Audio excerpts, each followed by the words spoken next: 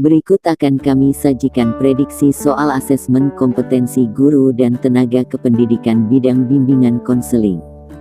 Semoga soal-soal berikut dapat membantu Anda dalam menghadapi ujian kompetensi guru dan tenaga kependidikan. 1. Pengantaran merupakan proses layanan konseling individu. A. Pentahapan. B. Penilaian. C. Teknik. D. Penerimaan konseli. Jawabannya adalah A. Pentahapan. 2. Menggunakan rumus 5W+1H. Apa, mengapa, siapa, kapan, di mana, bagaimana adalah rumus dari A. Teknik. B. Pentahapan. C. Penstrukturan. D. Penilaian. Jawabannya adalah C. Penstrukturan. 3. Untuk mengetahui sampai sejauh mana keefektifan pelayanan konseling dilihat dari prosesnya disebut A. Penilaian hasil. B. Penilaian proses. C. Penilaian tindakan. D. Penilaian tindak lanjut. Jawabannya adalah B. Penilaian proses. 4. Dasar utama dalam mengetengahkan pembahasan tentang evaluasi ini bertitik tolak pada standar penilaian ditetapkan pada A. Permendiknas nomor 19 tahun 2007. B. Permendiknas No. 24 tahun 2007. C. Permendiknas No. 22 tahun 2006. D. Permendiknas No. 20 tahun 2007.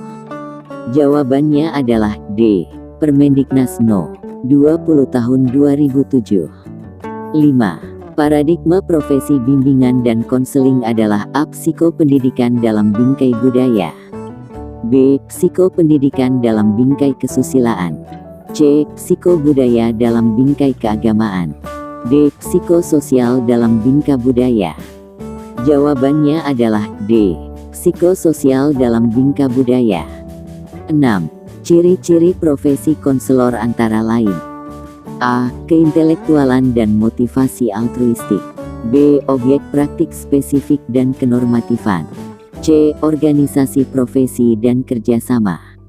D. Komunikasi dan regulasi. Jawabannya adalah A. Keintelektualan dan motivasi altruistik. 7. Seorang konselor hendaklah dengan kritis dan jujur A. Menilai diri sendiri. B. Menilai orang lain. C. Menilai klien. D. Menilai organisasi profesi. Jawabannya adalah A. Menilai diri sendiri. 8. Konselor yang menunjukkan komitmen untuk meningkatkan kemampuan profesionalnya disebut A. Profesionalisasi. B. Profesional. C. Profesionalisme. D. Profesionalitas. Jawabannya adalah C. Profesionalisme. 9. Konselor yang melakukan peningkatan kualifikasi dan kompetensinya menuju standar profesi disebut A. Profesionalisasi. B. Profesional. C. Profesionalisme. D. Profesionalitas. Jawabannya adalah A. Profesionalisasi. 10. Pengembangan diri diawali dengan upaya untuk A. Memposisikan diri. B. Mengarahkan diri. C. Mewujudkan diri. D. Mengenali diri.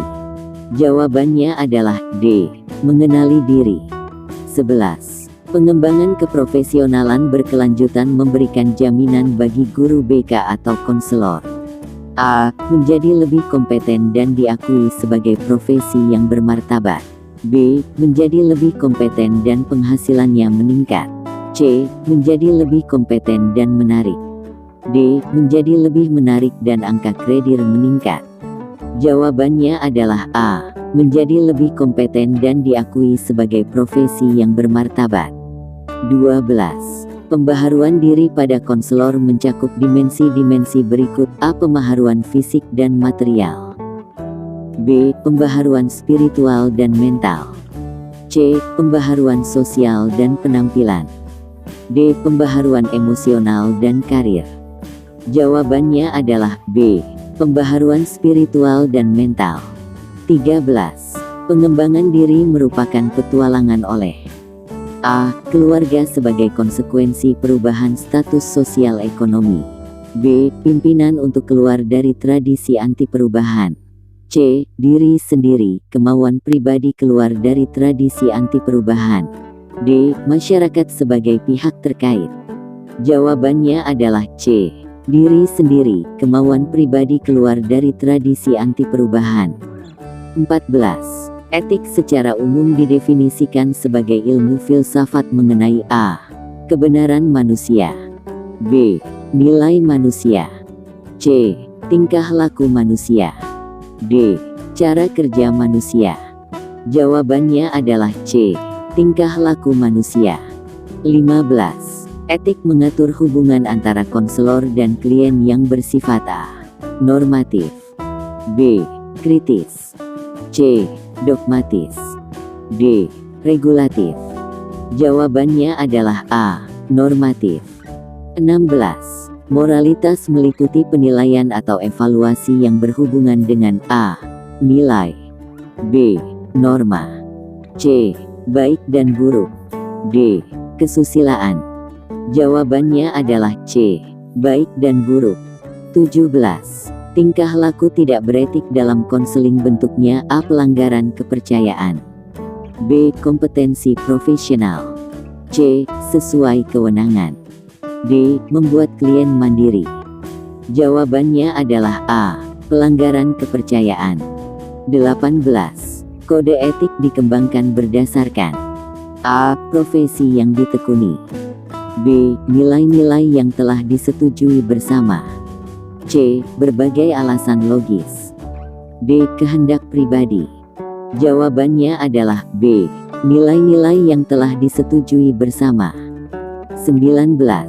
Kode etik bagi seorang konselor adalah A. Memberikan pedoman etis berperilaku dalam mengambil keputusan. B. Membebani diri konselor dalam bekerja profesional. C. Membuat konselor bergantung kepada klien. D. Membuat konselor enggan bekerja. Jawabannya adalah A. Memberikan pedoman etis berperilaku dalam mengambil keputusan. 20. Tujuan kode etik profesi adalah A. Membuat klien bergantung. B. Memaksakan nilai-nilai konselor kepada klien. C. Menjunjung tinggi martabat profesi. D. Kesempatan meningkatkan karir konselor.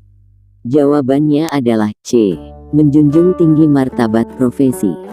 21. Kode etik profesi adalah norma-norma yang berisi tentang A. Apa yang seharusnya diinginkan klien.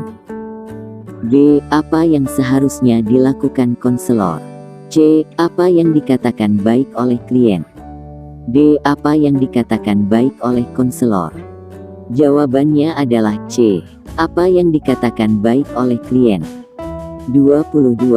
Kode etik profesi konselor meliputi hal-hal yang bersangkut paut dengan A. Kompetensi dan kewenangan konselor. B. Kompetensi dan penghasilan konselor. C. Kelayan praktik dan pengembangan karir konselor. D. Pelanggaran kepercayaan dan keputusan konselor. Jawabannya adalah A. Kompetensi dan kewenangan konselor. 23. Kode etik itu umum dan idealistis, jarang menjawab pertanyaan-pertanyaan realistis sehingga A. Memelihara kestabilan dalam profesi. B. Memutuskan arah tindakan terbaik. C. Menghasilkan arah tindakan potensial. D. Tidak membahas masalah lintas budaya. Jawabannya adalah D. Tidak membahas masalah lintas budaya. 24. Konselor dinyatakan sebagai bagian dari unsur pendidik tertuang dalam Undang-Undang Nomor 20 Tahun 2003 tentang Sisdiknas pada A. Pasal 1/3. B. Pasal 1/6. C. Pasal 3 ayat 2. D. Pasal 2 ayat 1. Jawabannya adalah B. Pasal 1/6. 25. Akibat dari perubahan fisik primer yaitu remaja wanita mengalami menstruasi dan remaja pria mengalami mimpi basah mengakibatkan perkembangan sosial. A. Mogok makan. B. Malas belajar. C. Gelisah. D. Tertarik pada lawan jenis? Jawabannya adalah D. Tertarik pada lawan jenis. Terima kasih telah menyaksikan video prediksi soal asesmen kompetensi guru dan tenaga kependidikan. Semoga bermanfaat dan barokah. Amin.